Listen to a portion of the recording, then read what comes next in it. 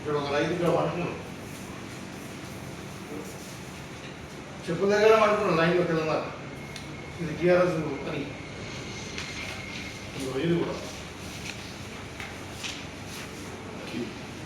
ఇద్దరు ఇవన్నీ ఎప్పుడు ఇది 21 ఆగస్టు. ఇది కూడా అదే ఇది అదే ఫోటో మన జిల్లాలో అయింది అరుగుగా.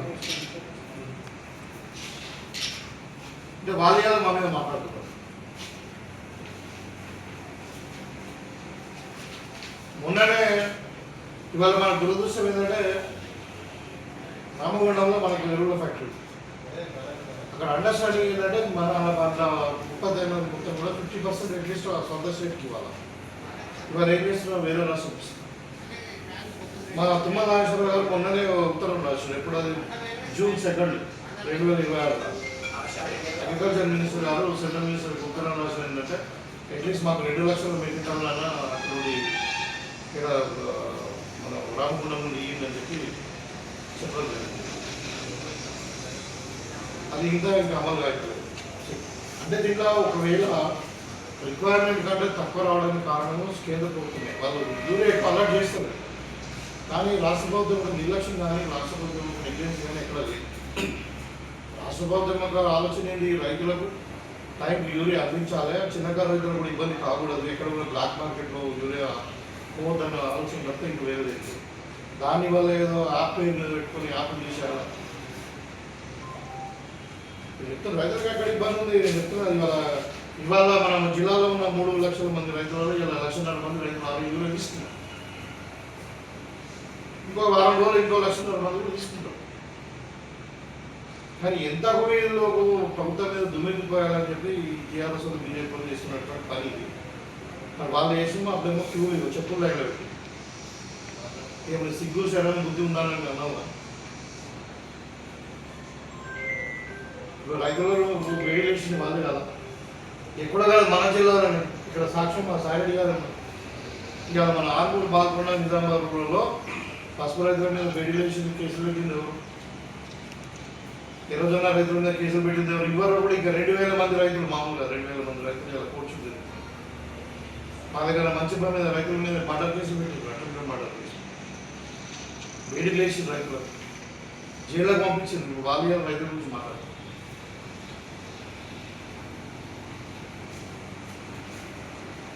ఒకవైపు మా ముఖ్యమంత్రి గారేమో కేంద్ర ప్రభుత్వం సహకరించట్లేదు, మీరందరూ కలిసి రండి, ఈ బీజేపీ ఎంపీలు 8 మంది మీరు పోయి అక్కడ కేంద్ర ప్రభుత్వాన్ని అడగండి, మన యూరియా మనకి ఇవ్వమనండి, ఇక్కడ యూరియా ఏదైనా ఉంటే పంపిమ్మనండి, మన రామగుండం ఉండాలి మనకు పంపిమ్మనండి అని చెప్పి ఆయన అంటేనేమో ఈ కేటీఆర్ అంటాడు రాష్ట్ర ప్రభుత్వం వైఫల్యం, సీఎం గారు వైఫల్యం. అంటే దీన్ని బట్టి అర్థమవుతుంది అంటే బీజేపీ మనమేమో బీజేపీ వాళ్ళు అంటే వీళ్ళేమో టీఆర్ఎస్ తెలుస్తారు. సెంట్రల్లో యూరియా మాత్రం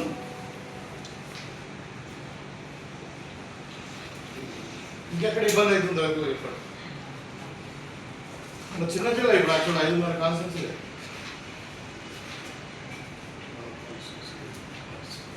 అదే మా కాన్స్టిట్యూన్సీలో 47 సెంటర్లు వస్తుంది, ఉన్నాయి 7 మండలాలు.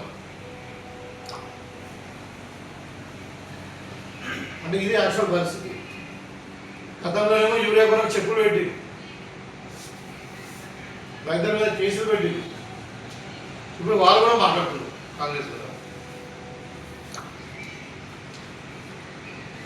బీజేపీ వాళ్ళైతే తెలంగాణ ద్రోహులు నేను చెప్తున్నాను కదా, తెలంగాణ వ్యతిరేకంగానే పనిచేస్తున్నారు. మరి ప్రజలు నిజంగానే అంటే రాబోయే కాలంలో నిర్ణయం తీసుకుంటారు వాళ్ళు అసలు. కానీ వాళ్ళు ఓట్లేసి గెలిపిస్తే వాళ్ళు తెలంగాణ పడవడంటే గుజరాత్ పడబడుతున్నారు, మోడీ చెప్పి ఇవాళ ఇక నేను అరవింద్ మాట్లాడుతున్నాడు మొత్తం కలవరంప. దాంట్లో ఒక స్పెసిఫిసిటీ ఏం లేదు. రేవంత్ రెడ్డి వాళ్ళ క్యాబినెట్ మంత్రులు మొత్తం అవినీతి పడలేదట, ఇంకా బుద్ధిమంతులు అన్నట్టు. ఇలా మొత్తం ప్రజాస్వామ్యాన్ని కూలి చేస్తున్నారు. మనం చూసిన కదా మీరు మీనాక్షి నటరాజన్ గారు ఏమైంది, కేసు అనేది కేసు ఉందని చెప్పి లాయర్ నోటీస్ మీద డిస్క్వాలిఫై చేసి. పశ్చిమ బెంగాల్లో మమతా బెనర్జీ గారు ఒక 100 సీట్లలో మాకు అవినీతి అంటే ఈవీఎంలో మ్యానిపులేట్ చేసిరు, దానివల్లనే మేము ఓడిపోయినాం, ఎన్నికల్లో నిజంగా ఓడిపోలేదని చెప్పి కోర్టులో కేసు వేసినారు. ఆ 100 నియోజకవర్గాలకు సంబంధించిన 4000 ఏమేమి కాల్ చేసి పేపర్లు వచ్చింది. మీరు కూడా కాదు, నేను చెప్పాను. ఇవాళ కాక్రోచ్ జనతా పార్టీ అని నీట్ పరీక్ష సరిగా కండక్ట్ చేయక నీట్ లీక్ అయింది. లీక్ అయితే ఇలా లక్షల మంది పిల్లలు రోడ్డు మీద పడ్డారు. పాపం మళ్ళీ ఎగ్జామ్ రాయాలంటే తల్లిదండ్రులకు భారం, వీళ్ళకి భారం, ఆత్మహత్యలు కూడా వేసుకున్నారు చాలా మంది. ఎగ్జామ్ కండక్ట్ చేయలేక ఇలా ఏం చేస్తున్నారంటే దాని మీద ఒక ఉద్యమం వచ్చింది. విద్యార్థులందరూ కూడా కాక్రోచ్ జనతా పార్టీ మీద ఉద్యమం వస్తే ఆ పార్టీకి సంబంధించిన నాయకుడు ఎవరైతే ఉన్నారో అమెరికా వాళ్ళు ఇక్కడికి వస్తే నేను రాజస్థాన్లో ఆయన కొట్టి అంటే ఇది డెమోక్రసీ వాళ్ళు ప్రజాస్వామ్యం గురించి మాట్లాడతారు, అవినీతి గురించి మాట్లాడతారు. ఇప్పుడు అస్సాం సీఎం ఎవరు అవినీతి గురించి మేము మాట్లాడాము, ప్రధానమంత్రి మాట్లాడారు కదా అవినీతి గురించి. మరి వాళ్ళే కదా 2 సీఎం చేస్తున్నారు వాళ్ళు.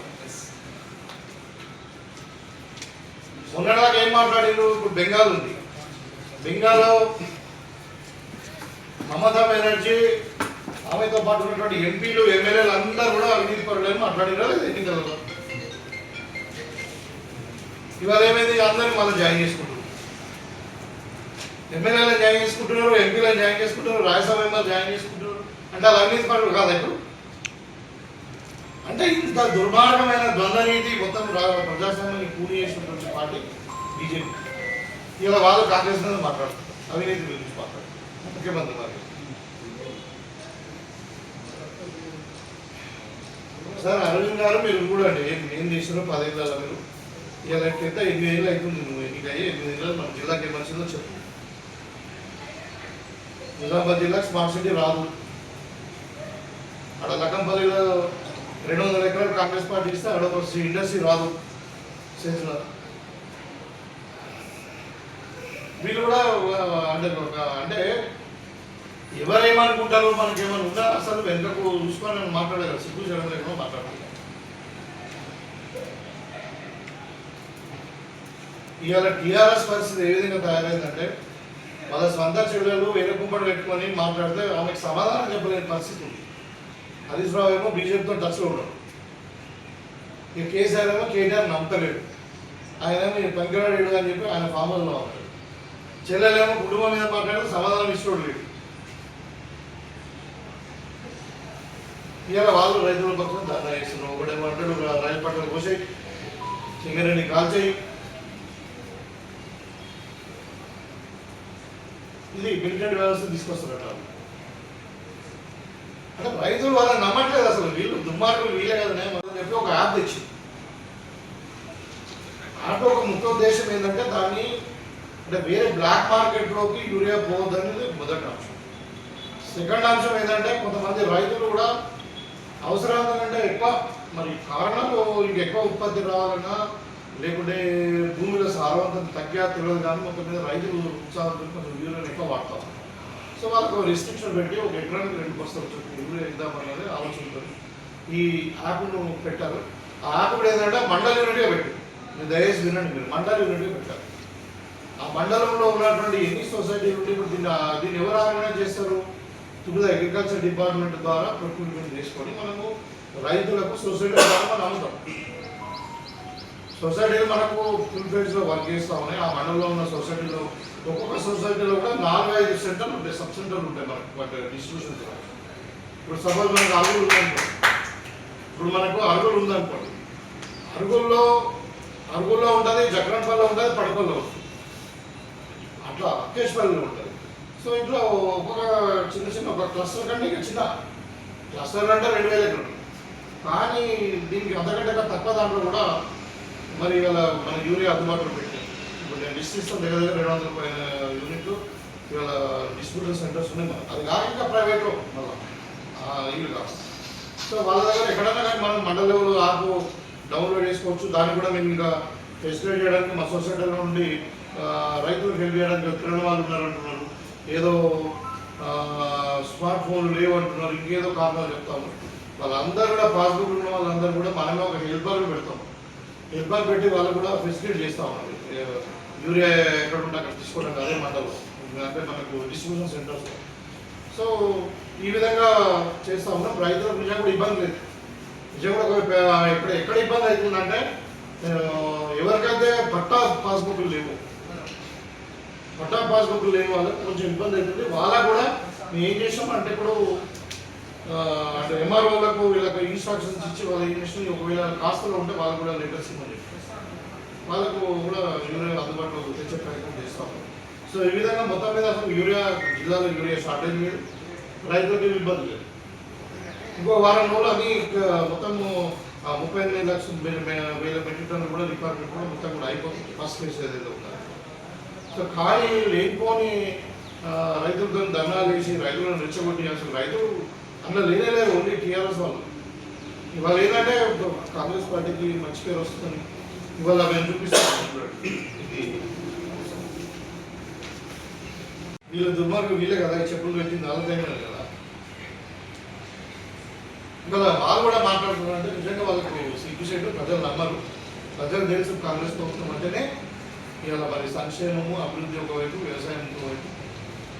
ఇవాళ రైతులు రాజు చేసినప్పుడు ఇవాళ మాటల్లో కాదు. కాబట్టి మీరు ఎన్ని వేషాలు వేసినా రైతులు నమ్మరు. ఈ డ్రామాలన్నీ బంద్ చేయండి. ఇంకా 5 ఏళ్ళ వరకు అయితే 3 ఏళ్ళ వరకు అంటే టీఆర్ఎస్ పార్టీ ఉంటుందో కూడా తెలియదు. ఆయన అడ్డం పెట్టుకొని కేసీఆర్ అడ్డం పెట్టుకొని బీజేపీ అంటే ఇది పరిస్థితి ఉంది. జిల్లాలో యూరియా కొంత లేదు. 208 సెంటర్లలో మనం ఇలా యూరియా రైతులకు అందజేస్తున్నాము. ఆల్రెడీ సగం కంటే పైకి రైతులు యూరియా కొన్నారు.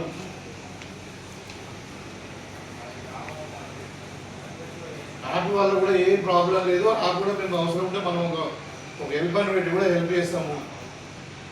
యాప్ ఎందుకు వచ్చిందంటే దాంట్లో యూరియా దుర్వినియోగం కావద్దని, చిన్నకారు రైతులు కూడా అందాలని మంచి ఉద్దేశం చేస్తే కూడా తప్ప. నేను తమ్ముంటే ఏం చేయాలి, కేంద్ర ప్రభుత్వం దగ్గర కొట్టాడు మనకు రావాల్సిన మాట తెప్పించుకోవాలి. యూరియా అంటే రైతులు ఇబ్బంది పడుతున్నారు. ఈడ డ్రామాలు ఆడడం కాదు. టీఆర్ఎస్ ఏం చేయాలి, మీరు కేంద్ర ప్రభుత్వం ప్రశ్నించండి, రాష్ట్ర ప్రభుత్వం కాదు.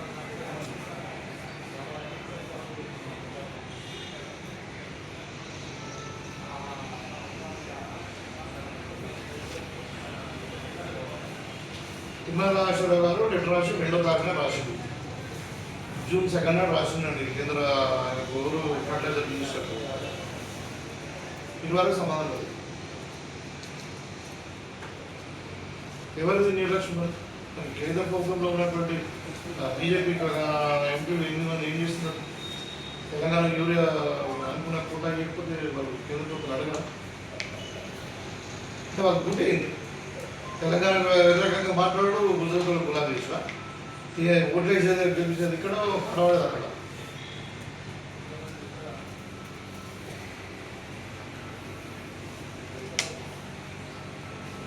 స్పష్టంగా వాడు మహారాష్ట్ర సీఎంకు అపాయింట్మెంట్ ఇవ్వద్దని చెప్పి బతికిపోతుందో, కాంగ్రెస్ ఎక్కడ మంచి పేరు వస్తుందో, మేము ఎక్కడ మేము మాయమైపోతామని. ఇంత దుర్మార్గం ఉండడం రాష్ట్రానికి వ్యతిరేకంగా పనిచేస్తారండి.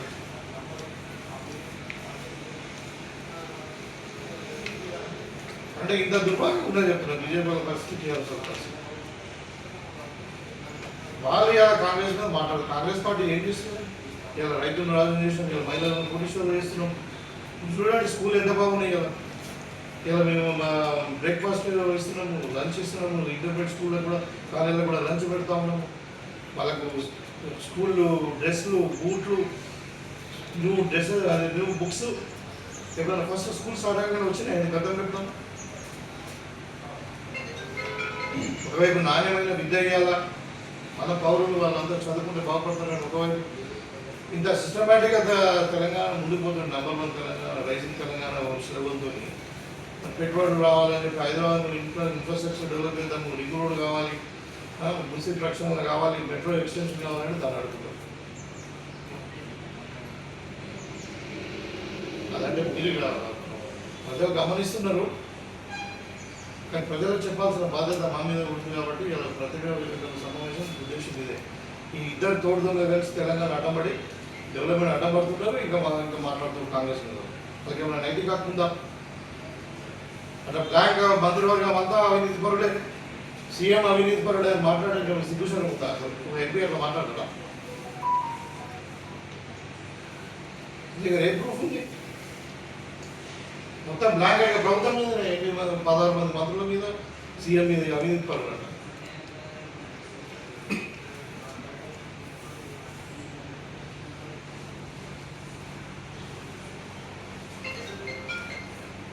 చూద్దాం కానీ మీ నిజామాబాద్లో ఇప్పుడు ఎమ్మెల్యేలు ఉన్నారు కదా, నిజామాబాద్ ఎమ్మెల్యే ఉన్నాడు, రూరల్ ఎమ్మెల్యే ఉన్నారు. ఇక్కడ అక్కడ డెవలప్మెంట్ పెట్టింది, ఇక్కడ డెవలప్మెంట్ ఉంది, ఒక చర్చ కట్టినట్టు అది చద కాదు.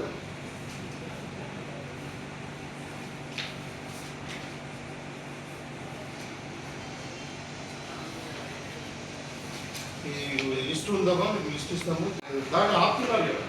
ఇవాళ మనకు నిజామాబాద్కు, కరీంనగర్కు, మరి అదేవిధంగా ఆదిలాబాద్కు, మెదక్, ఇంక్లూడింగ్ ఇంకా ఇవి రంగారెడ్డి జిల్లాలో కూడా నీళ్లు రావాలని అంటే మనకు ప్రాణిత చెరువుల నుండి అక్కడ నుండి రావాలి మనకి, ఎందుకంటే అప్పర్ గోదావరిలో నీళ్ళు లేవు.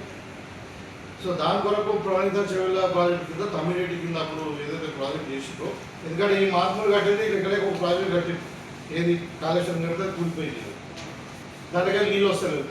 ఇలా మనకి 4 జిల్లాలకు సంబంధించిన ఇరిగేషన్ ప్రాజెక్ట్ కావాలి, మనకు తమ్మిరెడ్డికి ఒక 160 టీఎంసీ నీళ్ళు మనం అప్పుడు తెచ్చుకోవాలి. ఇప్పుడు మహారాష్ట్ర సీఎం అక్కడ మా బీజేపీ వాళ్ళు ఉన్నారు, మరి అందరూ ఒప్పిందా అంటే అది సహకరిస్తారు. ఇంకా మనకి తెలంగాణ నీళ్ళు రాకపోవడం రీజన్ అదే.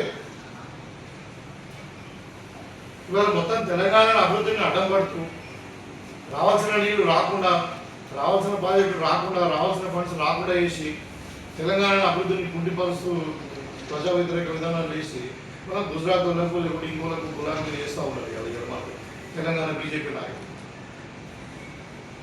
వాళ్ళు కూడా మాట్లాడుతున్నారు కాంగ్రెస్ టీఆర్ఎస్ వాళ్ళు ఏం చెప్తే వాళ్ళు అది ఇంటా ఉన్నారు. ఇవాళ మీ పేపర్లో కేటీఆర్ ఏం మాట్లాడుతుంది, మనమేమో బీజేపీ వాళ్ళ మీద కేంద్ర ప్రభుత్వం సహకరిస్తలేరా బాబు, మీరు అవసరం మొత్తం కలిసినండి అంటే లేదు కేంద్రం బాగానే ఉన్నది మీరే అంటే, మరి అంతకుముందు వాళ్ళే కదా మాట్లాడింది. వాళ్ళ ప్రభుత్వంలో ఉన్నప్పుడు ఏం మాట్లాడారు? మోడీ గారు తెలంగాణకు వస్తే తెలంగాణలో మోడీతో వేదిక కూడా పంచుకునే పరిస్థితి లేకుండే ఒక ముఖ్యమంత్రిగా. ఇవాళ వాళ్ళని సమర్థిస్తున్నారు, కాంగ్రెస్ తిరుగుతున్నారు. అంటే వాళ్ళు ఎంత కలిసి పనిచేస్తున్నారు, ఇద్దరు లక్ష్యం ఒకటే, కాంగ్రెస్ పార్టీని బదనాం చేయాలా, తెలంగాణ అభివృద్ధిని అడ్డుకోవాలా. ఇవాళ ఇక్కడ లిస్ట్ ఇచ్చింది, ఇది అఫీషియల్ రిపోర్ట్. ఇవాళ మన జిల్లాలోనే 200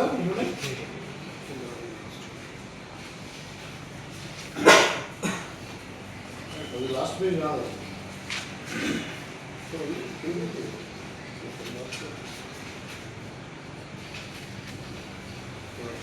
208 సెంటర్లలో మనం యూరియా మీకు ఇస్తా లిస్ట్ ఎక్కడక్కడ ఏమన్నా